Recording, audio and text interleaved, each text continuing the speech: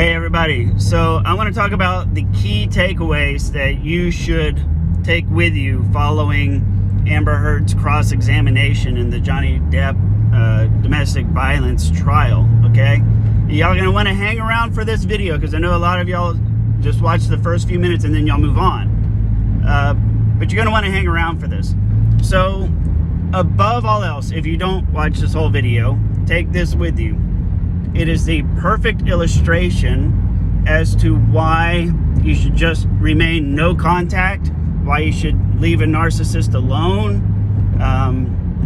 why it's oftentimes a frustrating and fruitless effort to expose them, to show their true colors, to call them out, or to get them to admit that they've done something wrong. You're never going to get them to admit that they lied. You're never going to get them to admit that they were wrong. You're never going to get them to admit that they were abusive. You will never get any of that satisfaction out of them, ever. At least, unless it's not genuine, right? They could just be placating you. The only time that they will actually do that is when they are love bombing and hoovering. Not when they're actually exposed. Okay?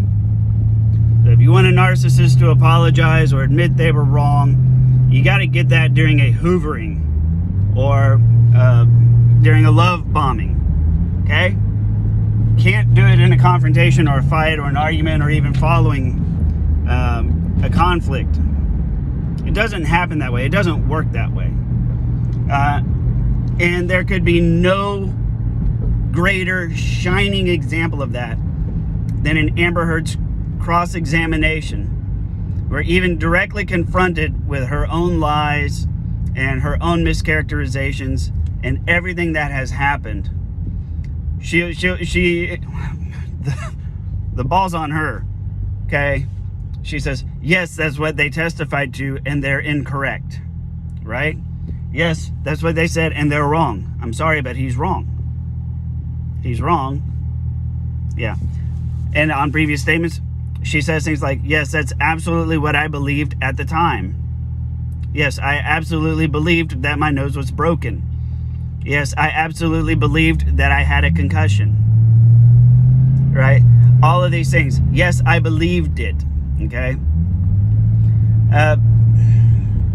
You can drag a narcissistic person in front of the public court of opinions of the world and directly expose their lies and their manipulation and everything, and they will weasel out of it. They will. We're all lesser people, right, than celebrities, assumably. I don't know. Then again, I don't know you. Maybe you are a celebrity watching this. But in general, I mean, if a trial like this fails flat on its face to get a narcissistic or borderline person to admit fault or to admit wrong or to even acknowledge their lies, what chance do you have? Right? So, people who are disordered in the cluster B thrive off of chaos and drama because in their life, drama surrounds them, and they've had to learn to make the best out of any situation, good and bad, especially the and bad part, right? So they can still thrive even when a situation's not going well for them. That's called negative supply. When things are not going their way, they still get a kick out of it. Okay? Now, as far as my feelings on Amber and the way that she presents herself, because she's borderline, and hear me out on this, she does legitimately believe that she was abused. That belief is real. And I say that because she's a borderline, and whenever I watched all of her testimony, direct and cross, there are very, very clear key indicators of a borderline pathology that I'm going to explain. So borderlines, is a couple of things about them that you need to know. One is that they have and incredible, deep-rooted fear of abandonment. And that goes so much deeper than what you think of just hearing those words. So let me give an example. Someone who is borderline and in a relationship with a partner, on a typical night, going to sleep, right? No fights, no nothing, just normal night. All right, good night, honey. Good night, love you. Smooch, smooch, good night. They go to sleep. A borderline is going to feel a lot of anxiety and angst and negative emotions because now their partner is asleep and they're still awake. And that is triggering the abandonment alarms in their head, okay? If you've ever been with a borderline person, there have been nights where you've been trying to go to sleep, and just before you go off to imagination land or wherever it is you go when you sleep, just before all that happens, they just start talking, and they keep you from going to sleep. That's why. It's that fear of abandonment. So they can't even let their partners get a full night's sleep sometimes because of that. Now understand, if you're diagnosed borderline and you're working to address it, everybody needs to understand that even though there's not really a cure for borderline personality disorder, it can be managed. Depending on your case, it could be, some people manage it easier than others. So, but it never goes away, but it can be managed and it can be talked through. But you have to know what you're doing with that, okay? If you don't know you have it, it's very, very difficult to manage, and it's very difficult to be in the presence of somebody who is borderline.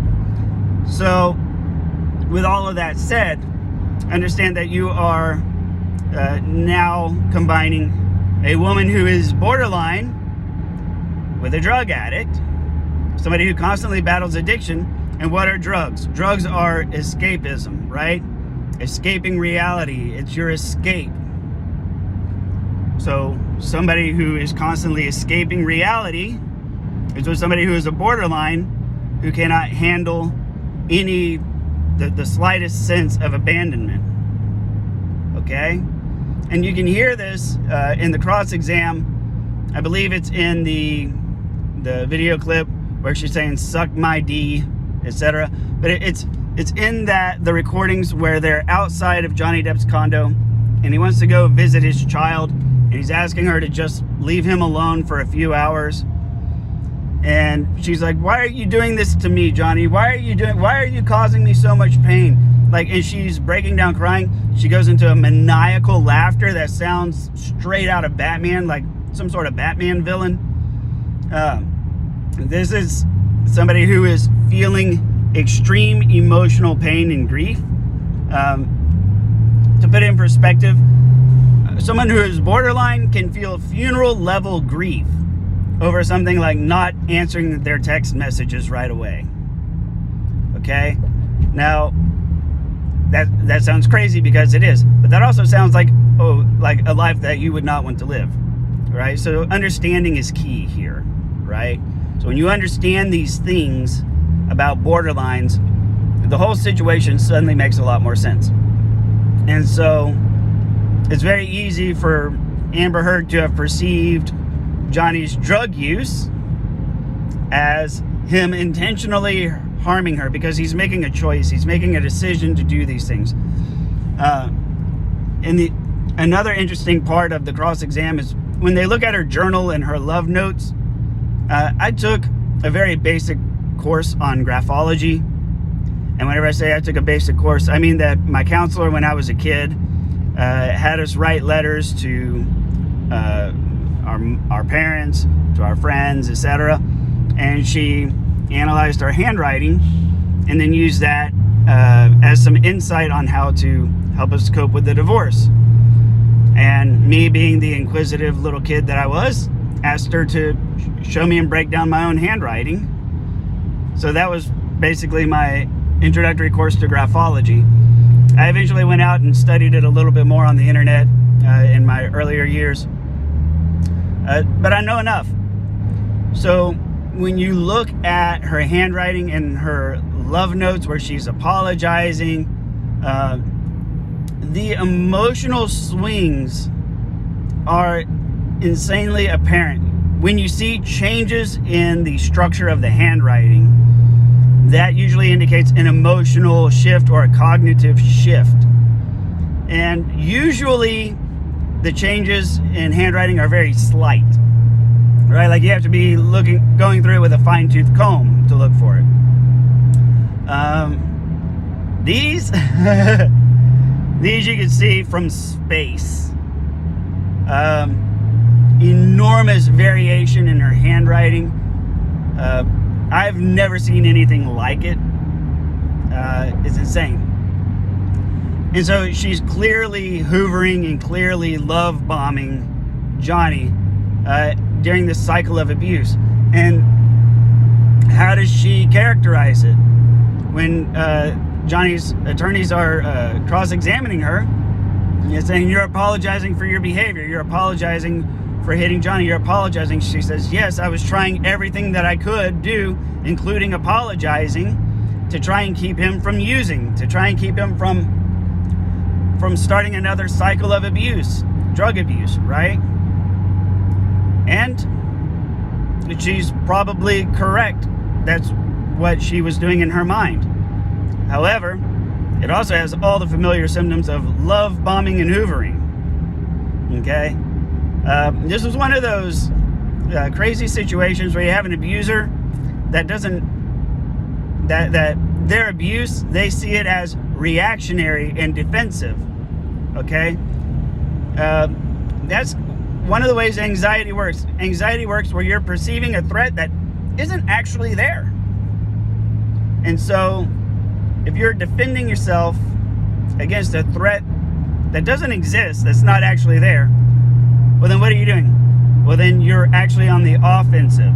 The defense only works when there is a material threat on the horizon. So she's perceiving all of these things, that Johnny's intentionally hurting her emotionally, and she's feeling big feelings. And yeah, and that's why you see the patterns of her haranguing him over the text messages where he says, I just need some space, can you just leave me alone for a few hours? And she says, no, I'm not going to leave you alone. I won't leave you alone. Because that's abandonment. Right? So, I bring all of this stuff up because over the years, as I've been doing this channel, I started off this channel in the early days, same as many other channels, where you characterize people with these disorders as monsters, as demon-possessed, not good people, and they're really not good people. But they're still people, and what I have learned over the years, you will come out ahead if you take the time to understand how these people work mentally. Because once you understand how they work, you can manage your life more successfully, more easily. You can manage them more successfully. You can manage your interactions, and you can set your expectations so that from here on out, neither they nor any other person in the cluster B can affect you. Right? That's your goal. You know, they don't follow the same set of social rules and guidelines that everybody else follows. Right? They're not. They don't. Whatever the proper English is. So, those are your key takeaways. You're never going to get them to acknowledge what they've done. You're never going to get them to admit fault, because it's not their fault and they truly believe it. You know, and it's not excusable, but it is explainable and understandable. And that's really the best path that I have found going forward. You're not gonna get much of anything by perpetuating conflict with them. because they thrive on conflict. No matter what happens, good or bad, they can find a positive, and they'll make it a positive situation for themselves in their mind. It just might not be anywhere close to reality, but that's what they're going to believe. Anyways, if you made it this far, congrats. Do please like, comment, or share. I want to hear y'all's thoughts on the issue. Yes, I am Team Johnny, but I'm also team understand what Johnny went through so that you do not have to. Yes? So we can all agree on that. And with that, I'll see y'all on the next video.